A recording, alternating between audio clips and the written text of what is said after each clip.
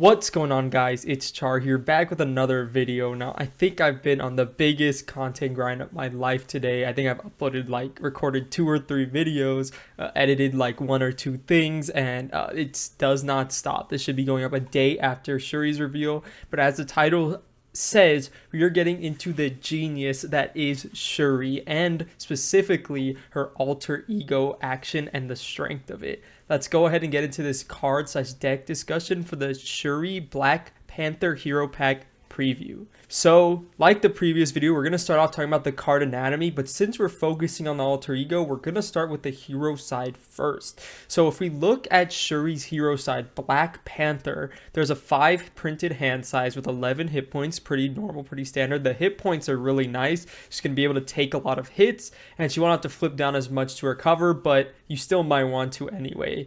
She has a stat line of 2 thwart, 1 attack, 2 defense. Again, a bit lower than, the golden stat line of 222, but it's more than serviceable and lets her be really flexible in the build she wants to do. She has a really strong response. So if you're familiar with Black Panther from the core set at all, which I hope you are if you're here on the channel, what he did, his main, gameplay pattern was getting his Black Panther upgrades on the board and then using these 5 copies of Wakanda Forever in his hero deck to trigger the specials on each of those Black Panther abilities. Shuri takes her own take on that with her response after Black Panther uses a basic power, so that's her thwart, her attack, or her defense. She resolves a special ability on one Black Panther upgrade of her choosing, which is really good and really strong, and you're going to see one of those here in a second. It is not limited per round or phase, as you can see on the card, which means that she is going to love readies. The more ready she can get, whether it's through aspect cards, whether it's through basic cards or anything like that, readies really brings Shuri into her own as the new Black Panther. But we're going to go ahead and get to some of her upgrades.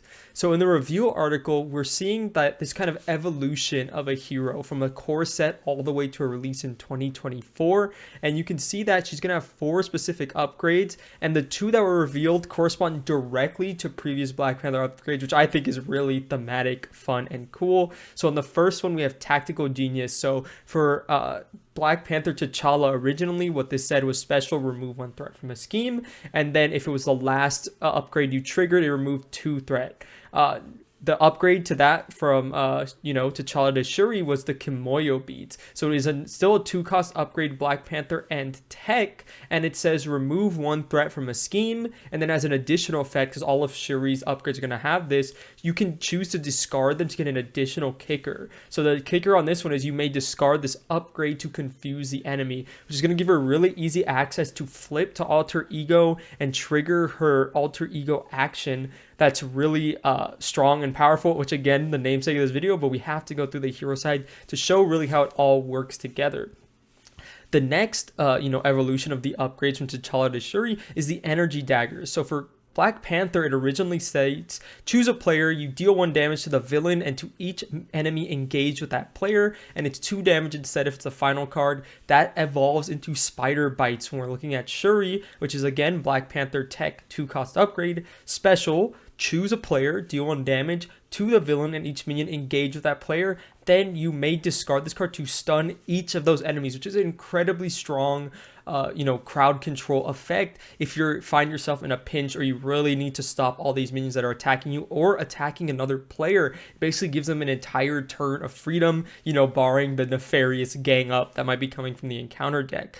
So because these are almost direct 1-to-1 retrains, it has the base effect of the original upgrade plus a kicker if you choose to discard it. I would assume that Shuri's version of Panther Claws, it's going to just deal 2 damage, and then if you discard it, it's probably going to do additional damage or a different effect. And her version of the Vibranium Suit, which I think has the highest likelihood of being switched to something else, in my opinion, if I was to make a prediction. The Vibranium Suit for T'Challa, it moved 1 damage from him to an enemy, or 2 if it was the last one that he triggered, which is kind of like healing him. I don't know, for some reason I could see Shuri getting out of that mold a little bit and getting a completely new one.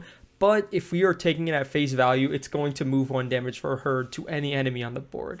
And then one key note, which is going to tie it all together, and the genius of Shuri's alter ego, is that all of them have the tech trait. So why is that important? Well, we're about to get into this here. So we have the alter ego ability, which screams protection to me, but let's go ahead and read her card. She has 4 recovery, 6 hit points. She has the inventor action. Exhaust Shuri, search your deck for a Black Panther or tech upgrade and play it, reducing its resource cost by 2.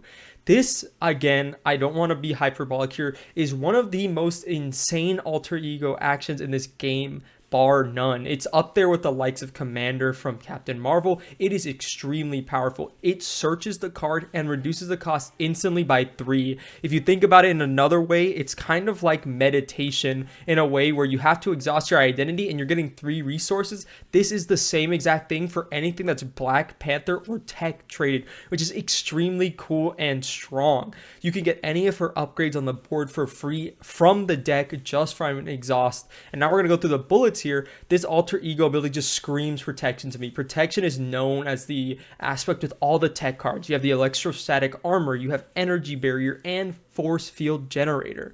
And it also combos really well with another deck builder we'll get into here in a second, but it's about repurposing those to do something to help you out. Another comment I want to give on Shuri, because she has that genius trait, ingenuity in Moon Girl is basically an obvious must include for all aspects in all of her decks. Unless you're trying to even the playing field against a weaker villain, there's no reason not to play these. They're super good for her. Ingenuity is going to give you that consistent 2-cost resource gen. Moon Girl is going to give you a ton of card draw. It's going to be so good. So now we're going to continue on here. So there are other tech cards and other aspects that I want to talk about. I'm saying tech like kind of like, you're teching out a deck in a TCG, but no, they're just tech traded in this game. So for aggression, I think the only one in the game currently, I went through the whole list and tried to double check it. So if anything's missing, let me know. Hand cannon, it's the one where you get 3 charge counters when you make a basic attack. You can remove one of those counters. You get 2 extra attack and overkill. Again, so you can do maybe kind of like a rush sort of build. You do your basic attack, deal 3 damage, trigger a Black Panther upgrade. That could be something there. Leadership, I think, is also really cool, specifically for the reinforced suit, which is an armor tech. Again, you're kind of, you're not getting the full value out of this card at all, in my opinion, because it's only 1 cost. But it's a really good thing that you can just put on any ally at any time. Just as the attached ally gets +2 hit points, which is really good for another build we're going to be talking about here coming up. For Justice, there's the Sonic Rifle, which is the one that has 2 or 3 charges restricted. You can exhaust it to confuse an enemy. That could open up some possibilities for like a float like a butterfly build. And then also Invisibility Gear, which was a card that she revealed. I didn't think that one was super notable until we really see how her deck works together. But basically, it's like if a minion schemes against you, you just discard it. Again, in some scenarios, it'll have some application, but again, I didn't think it was really worth anything writing home about. And then for basic, we have the Plasma Pistol, which is just, I think it has 3 charges. You can exhaust it at any time to deal damage. It could be worth running to ping some toughs off or whatnot. It would be a lot of fun. Now I want to talk about readying for, Black Panther Shuri specifically. And I think there's a lot of options in the aspects because she loves readies, whether that's readying after she flips to hero form after, exhausting for a tech, or that's just readying in hero form so she can get multiple activations of her Black Panther upgrades. In leadership, you have You Got This, which can kind of, discard one of your own allies to add to your stats, and then you get a ready afterwards. In protection, there's stuff like Anticipation, Indomitable, Desperate Defense will ready you if you take no damage through a successful defense, and things like that, which are really good because even when you trigger your basic defense, it triggers your Black Panther upgrade, which opens up the thing I have in parentheses here. Change of Fortune builds I think will be really fun on Shuri. She will get a lot of use out of it because I'm assuming she's going to have that Panther Claws kind of evolution.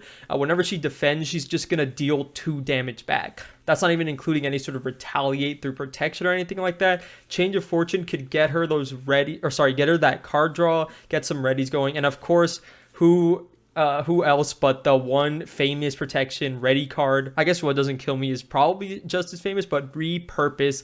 Repurpose is all about discarding a tech trait, adding the cost to your stats, and readying. So good for Shuri. It's going to let her get extra stats, more damage out of her activation. So you're going to get another upgrade activation. Just really, really strong.